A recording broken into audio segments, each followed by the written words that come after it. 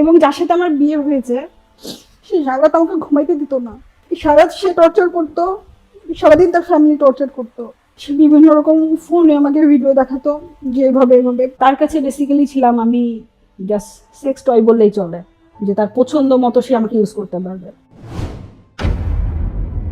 আমি ছোট থেকে অনেক কষ্ট করে বড় হওয়া, কারোর সাথে ফ্রিলি কথা বলার অধিকার ছিল না আমার। আসলে মেয়ে মানুষকে অতটা স্বাধীনতা দেওয়া হয় না আমাদের যুগে। তো বেসিক্যালি ওইখান থেকে একটা রং নাম্বার একদিন কল আসে, আমি ফোনটা পিক করেছিলাম যে হ্যালো আসসালামু আলাইকুম, আম্মু তো বাসায় নাই, আপনি যেই ফোন দিয়েছেন আম্মু আসলে ফোনটা দিয়েন। তখন সে আমাকে বলে যে আমি তো তোমাকেই ফোন দিছি। আচ্ছা আপনি আমাকে ফোন দিয়েছেন, আপনি আমাকে চেনেন? বলছে হ্যাঁ তোমাকে আমি চিনি। আপনি আমার নাম্বার কোথায় থেকে পাইছেন? এটা তো আমার নাম্বার না, এটা তো আমার আম্মুর নাম্বার। তখন এখান থেকে সূত্রপাত, এবং সেটা ফোন দিতে আমার ভালো লাগতো কথা বলতে। এক কথায় যে আমার ফ্যামিলি কাছে যেই সাপোর্টটা আমি না পারতাম, ভালো একটা কথা বলবো, ওর সাথে শেয়ার করবো, ওর সাথে কথা বলবো, তাই আমি বলতাম যে আপনি আমাকে কল দিয়েন না। আমি 7 দিন ওনার সাথে টোটালি কথা বলি নাই। তো একদিন আমার বান্ধবীর ফোন থেকে আমি ফোন দিই আমার স্কুলে দিয়ে বলি, সব ঘটনাটাকে খুলে বলি যে আমি এখন এর মধ্যে বড় হয়েছি, আমি খুব কষ্টের মধ্যে থাকি, আমি চাই না আপনার জন্য আমার ফ্যামিলি আমাকে টর্চার করুক বা আমার গায়ে হাত তুলুক বা আমাকে মারধর করুক। আমি সব বিষয়ে তো খুব ভয় পাই।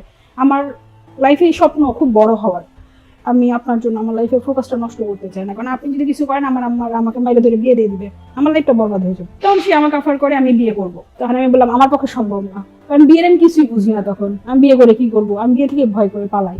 এক পর্যায়ে আমার খালাতো বোন আমার বাসায় আসছিল ট্রিটমেন্ট নিতে গ্রাম থেকে। তখন সেই ছেলের সাথে আমার বোন কথা বলে সে ছেলেকে ডাকে দেখা করার জন্য রাজশাহীতে। সে গ্রাম থেকে রাজশাহীতে দেখা করতে আসে আমার বোনের সাথে। দেখা করতে আসার পরে সেদিন আমার খালাতো বোন তাকে আমাদের বাসায় নিয়ে আসে, আমার দেবর তাই বলে নিয়ে আসছে। তার প্ল্যানটা কি ছিল আমি আজও বুঝি না, এবং তার ক্ষোভটা কোথায় সেটাও জানি না। সে আমাদের বাসায় নিয়ে আসে এবং ফার্স্ট সেদিন ছেলে আমাকে দেখে। তো এরকম করে প্রথম দিন গেল, দ্বিতীয়বার ছেলে আবার আসছে, সরাসরি আমাদের বাসাতেই আসছে। এর মধ্যে আমার আম্মার সাথে কন্টিনিউ কথা হতো আমাকে বিয়ের বিষয়ে, এইটি তার ফ্যামিলি ব্যাকগ্রাউন্ড আমার আম্মা অলরেডি চেক করে ফেলছে। তখন আমি বলি আমার আম্মাকে যে আম্মা আমার পক্ষে বিয়ে করা সম্ভব না, কারণ আব্বু যদি জানতে পারে তাহলে মেরে ফেলবে, তোমাকেও মেরে ফেলবে আমাকেও মেরে ফেলবে। আমার আম্মা বিয়ে দিবে, কারণ ছেলের ব্যাকগ্রাউন্ড অনেক ভালো। তো আমার পাড়া প্রতিবেশী একটা ফুপুকে নিয়ে আমার আম্মা আমাকে বিয়ে দিতে নিয়ে যায়, বাবা জানে না।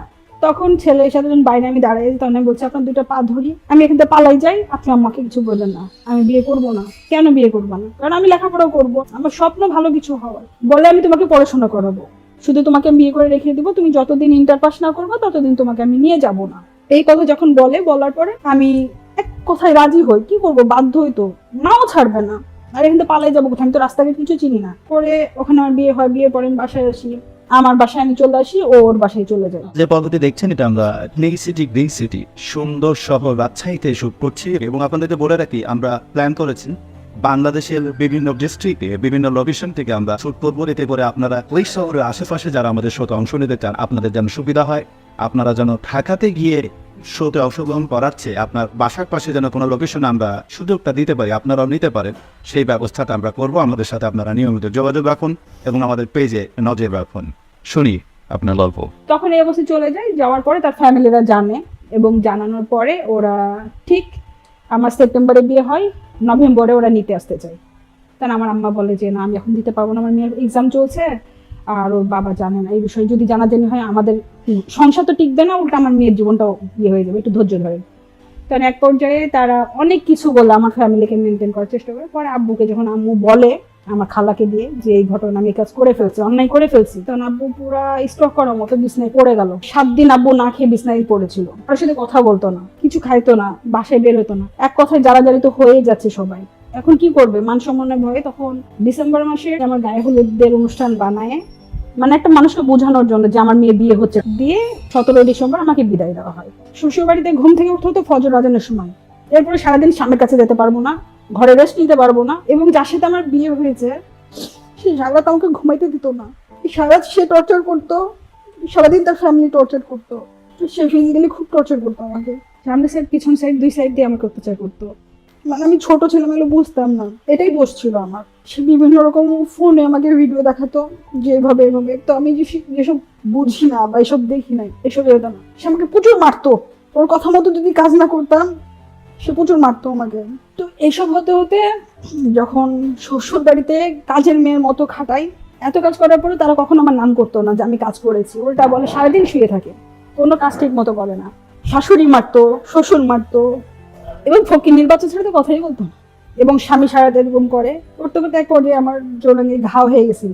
তখন আমার আম্মাকে বলে যে আপনার অসুখ মেয়েকে আপনি নিয়ে যান।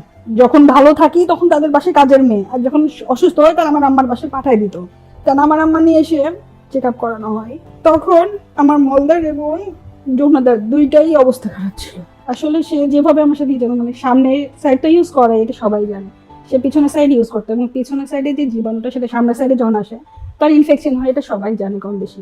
আমি যখন এখান থেকে সুস্থ হলাম আবার নিতে আসে, আবার বাধ্য হয়ে যেতে হয়। কারণ আমার আম্মার একটাই কথা ছিল, বিয়ে যখন হয়েছে সংসার তোমাকে করতেই হবে, আমার সংসার যাতে না ভাঙে এর জন্য তুমি সংসার করবা।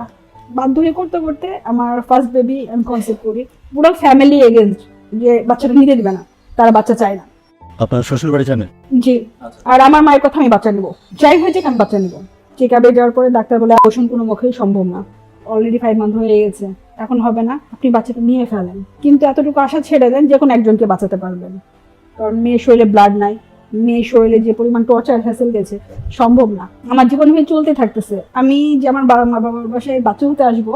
এক পর্যায়ে যখন বেবি হলো 40 দিনের মাথায় আমার ফ্যামিলির সাথে আমি প্রচুর খারাপ ব্যবহার করতে শুরু করলাম, যে আমি যাবো না, আমি সংসার করবো না, আমি আবার পড়াশোনা শুরু করব। তো এক পর্যায়ে এভাবে বলার পর আমার আম্মু আমাকে অনেক বুঝাই যে লাস্ট বার তুমি যাও, যদি আমি বুঝাবো, যদি হলো তো হলো, যদি না হয় দেন আমি ব্যবস্থা তোমার একটা নিব। তো বাচ্চা নিয়ে যাওয়ার পরে সংসারের অত্যাচার তো আছে, স্বামীর অত্যাচার অন্যরকম হয়ে গেল। তার কাছে বেসিক্যালি ছিলাম আমি জাস্ট সেক্স টয় বললেই চলে, যে তার পছন্দ মতো সে আমাকে ইউজ করতে পারবে। তো নর্মাল ডেলিভারি হতে তার মন খারাপ হয়ে গেছিল, আমার নর্মালি তার ডেলিভারি হলো। সিজারও তার আর আনন্দ ফুর্তি করা তো ইয়া থাকছে না। তো এগুলো জিনিস যখন আমি বুঝতে পারলাম তখন আমি তার সাথে অনেকটা দূরে থাকার চেষ্টা করতাম। এভাবে কতদিন চললো সংসার? 4 বছর করছি। লাস্টে 2011 সালে আমার দাদা মারা যায়, তখন ফাইনাল আমি ডিসিশন নিই আমি আর সংসার করবো না। কারণ আমার মনের কথা বলার মানুষ একটাই ছিল আমার দাদা, যাকে আমার পৃথিবীর সব সুখ দুঃখ সবকিছু শেয়ার করতে পারতাম। তখন এই কথা বলার পরে যখন আমি সংসার করবো না ডিসিশন নিই, গোটা পৃথিবী আমাকে বুঝাইতে বসে পুরুষ জাতি এরকমই হয়, কেউ একটাবার বোঝে না যে আমার সমস্যাটা কোথায়। এই অবস্থায় যখন ডিভোর্সের সিদ্ধান্ত নিলাম তখন তার বাবা একটা কথা বললো যে আমি আসা যাওয়া করবো, তুমি এখানেই থাকো। 2011 সাল থেকে আমি 13 সাল পর্যন্ত আমার বাবার বাসাতেই ছিলাম। সে আসা যাওয়া করতো 3 মাস 6 মাস পর, কিন্তু তার ফ্যামিলি জানতো না যে সে আসা যাওয়া করে, তার ফ্যামিলিকে বলেও আসতো না। আমি এটা জানতাম না, আমি কেন হয়তো বা জানে। এই করতে করতে একদিন 2 দিন করতে করতে সে সিঙ্গাপুর যাওয়ার জন্য সে ট্রেনিং করতে যাই। কোথায় ট্রেনিং করতো কি করতো জানতাম না। এই পর্যায়ে থেকে 2013 সালে বলে তার ফ্যামিলি চাচ্ছে না আমার সাথে তার সংসারটা কন্টিনিউ হোক। আমি তুমি কি বলো নাই যে আমি তোমার সাথে এখনো কন্টিনিউ আছি বা তুমি আসা যাওয়া করতেছো? বলছে এগুলো বললে তো আমাকে তারা বিদেশি যেতে দিবে না, আর আমি সিঙ্গাপুর যাওয়ার জন্য আমি কখনো তো তাদের কথার অবাধ্য হতে পারি না। তার 5 লাখ 7 লাখ টাকা খরচ করবে আমার পিছনে, আমি তাদেরকে মন ভেঙে কিছু করতে পারবো, তোমার পক্ষে তো সম্ভব না এত টাকা দেওয়া। তো আমি বিষয়টা বুঝলাম যে সে যদি বিদেশ চলে আমাকে ডিভোর্স দিয়ে দেয় বা বিদেশ যাওয়ার আগে যদি ডিভোর্স দিয়ে দেয় আমার বাচ্চাটা কি হবে। তার থেকে আমি আগে একটা স্টেপ নিই, তার গ্রাম পঞ্চায়েতের কাছে যে আমি তার নামে একটা নালিশ দিই যে আমি তার সাথে সংসার করতে চাচ্ছি এবং সে যে আমার সাথে চুরি করে সংসার করছে ফ্যামিলি সেটা জানে না। আপনারা যদি আমাকে এই জিনিসটা মীমাংসা করে দিতে আমার জন্য ভালো হতো। তারা হুট করে 1 সপ্তাহ পর আমাদেরকে ডেট দেয় বসার জন্য, তো আমরা গিয়েছি আমাদেরকে মীমাংসা করে দিবে। তখন আমার শ্বশুর উঠে বলছে আমরাও চাচ্ছি না, আপনারা ডিভোর্সের ব্যবস্থা করেন। আমার দেলমোহর ছিল 2 লক্ষ টাকা, আর আমার বাচ্চার ভরণ পোষণ সবকিছু মিলে না হলে তো 2.5 লাখ টাকা আমাকে দিবে। তারা আমাকে 1,45,000 টাকার মধ্যে ভেঙে চুরে একদম বন্ধ করে পাঠিয়ে দিল। আমার দেলমোহর টাকা আমাকে দিল না, শুধু 1,45,000 টাকা দিয়ে তারা আমাকে ওখানে দিল। ওই টাকা আমি তো ছুঁইনি। ওখানে আসার সময় মানে আমি পুরা ভেঙে পড়ছিলাম যে যার জন্য 4টা বছর আমি নষ্ট করলাম সে আমাকে এরকম করে লাথি মারলো। তার ফ্যামিলি আগে হয়ে গেল, আমি আগে হলাম না। তার জন্য আমি কি করি নাই, সে যেভাবে বসে যেমন ভাবে বসে তার ইচ্ছা অনিচ্ছা আমি কখনো ইয়ে করি নাই। আমি সবসময় চেষ্টা করেছি। সে এত মারতো, তার মারের জন্য আমার 5 মাসের বেবি পেটেই মারা গেছে, তারপর তো সে সংসার করার চেষ্টা করছি। তো যখন সে আমাকে ডিভোর্স দিয়ে দিল তখন এরপরে কি আমার জীবনযাত্রা চলতে থাকলো। আজ থেকে 3 বছর আগে আমার আম্মার পছন্দে আমি আমার হাজবেন্ডকে বিয়ে করি। বর্তমান যিনি হ্যাঁ, সে তার হয়তো অর্থ সম্পদ কিছু নাই, বাট তার মনের দিকটা অনেক বড়। আলহামদুলিল্লাহ সে আমাকে অনেক ভালোবাসে, অনেক টেক কেয়ার করে। সে দিনের পর দিন আমাদের জন্য বাইরে খাটে। আমার 2টা সন্তানকে সে অনেক ভালোভাবে দেখে, টেক কেয়ার করে। এই যে ঈদের শপিং করার জন্য 2 ছেলেকে এক সমান ভাবেই টাকা দিয়েছে। মানে আপনি থাকেন ঘরের বাচ্চাকে এখন বর্তমানে সাথে নিয়ে থাকছে? হ্যাঁ, আমি একসাথে নিয়ে থাকি। এবং 2 বাচ্চা কি সে দেখে, মানে তার নিজের বাচ্চা এবং আপনার আগের সংসারের বাচ্চা দুজনকে দেখে। উল্টা একটা কথাই বলবো যে তার জন্য যেমন আমার জীবনটা নষ্ট হয়েছে, আমার জন্য আমার বর্তমান হাজবেন্ডের জীবনটা নষ্ট হয়ে যাচ্ছে। আমি তার বউ হতে পারি না, কেন? হয়ে উঠতে পারি না, আমি মানতেই পারি না। সে যখন পোস্ট গুলো করে তখন আমি বুঝতে পারি যে এসব ব্যাপারগুলো যখন ফেসবুকে লিখে তখন আপনি টের পান যে সে অসন্তুষ্ট হওয়ার মতোই তো ব্যাপার, তাই না? আপনার তো আপনাকে সে এত ভালোবাসা দিচ্ছে, আপনার দ্বিতীয় স্বামী, কিন্তু আপনি তার মনের চাহিদাটা বা তার তাকে ভালোবাসাটা সেভাবে দিচ্ছেন না, এটা তো অন্যায়। আমি তো প্রথমে কথা বললাম যে পুরুষ মানুষ আমার কাছে ভালো লাগে না এখন আর। হয়তো অনেক কিছু অনাকাঙ্ক্ষিত ঘটনা ঘটেছে, ওনার সাথে অনেক খারাপ কিছু ঘটেছে, কিন্তু বর্তমানে আল্লাহ তাকে যে সুযোগটা দিয়েছে, এখন উনি যথেষ্ট ভালো আছেন তার বর্তমান স্বামীকে নিয়ে, কিন্তু এখন উনি বর্তমান স্বামীর সাথে যে আচরণটা করছে সেটা সম্পূর্ণ অন্যায়। এই জন্য আমাদের স্টুডিও থেকে আমরা রিকোয়েস্ট করবো, আর অবশ্যই আপনি আপনার এই আচরণটা সংশোধন করেন এবং বর্তমান স্বামীকে পুরোপুরি আগলে নেন এবং ঠিকভাবে আচরণ করবেন এবং তাকে নিজের করে আগলে নেবেন। তুমি তো সবই জানো আমার ভুল ত্রুটি, তুমি আমাকে মানাই গুছিয়ে নিছো। ওই জন্য আমি অনেক অনেক ভাগ্যবতী মনে করি যে আমার মতো ভাঙা মানুষটাকে তুমি এভাবে আগিয়ে রাখছো। তো আমার ভুল ত্রুটির দিক থেকে তোমার কাছে ক্ষমা চাচ্ছি। আমি তোমাকে কখনো হার্ট করতে চাই না, বাট মনের অজান্তে হয়ে যায়। আমি চেষ্টা করব তোমার মনের মতো হওয়ার, বাকিটা আল্লাহর ইচ্ছা।